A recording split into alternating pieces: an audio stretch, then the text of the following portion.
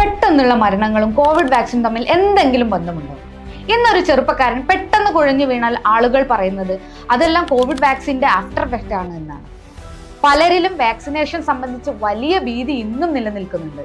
എന്നാൽ ഈ പൊതുബോധം ശാസ്ത്രീയമാണോ എന്ന് നമുക്ക് നോക്കിയാലോ? ഈ വിഷയത്തിലെ സത്യാവസ്ഥ അറിയാൻ എയിംസിലെ ഗവേഷകർ 18 മുതൽ 45 വയസ്സ് വരെ പ്രായമുള്ള പെട്ടെന്ന് മരണപ്പെട്ട 94 പേരുടെ പോസ്റ്റ്മോർട്ടം റിപ്പോർട്ടുകൾ ഒരു വർഷത്തോളം വിശദമായി പഠിച്ചു.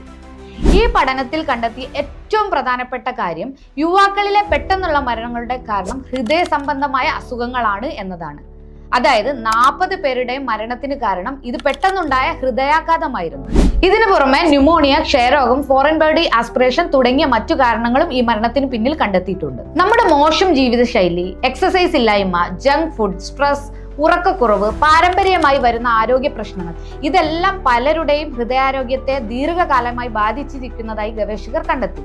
ഏറ്റവും സൂക്ഷ്മമായി പരിശോധിച്ച റിപ്പോർട്ടുകളിൽ ഒന്നിൽ പോലും കോവിഡ് വാക്സിൻ മരണത്തിന് കാരണമായതായി ഒരു തെളിവും കണ്ടെത്താൻ കഴിഞ്ഞിട്ടില്ല എന്നതാണ്. ചുരുക്കി പറഞ്ഞാൽ കോവിഡ് വാക്സിനേഷൻ യുവാക്കളിലെ മരണത്തിന് കാരണമാകുന്നില്ല എന്ന് ശാസ്ത്രീയമായി തെളിയിക്കപ്പെട്ടതാണ്.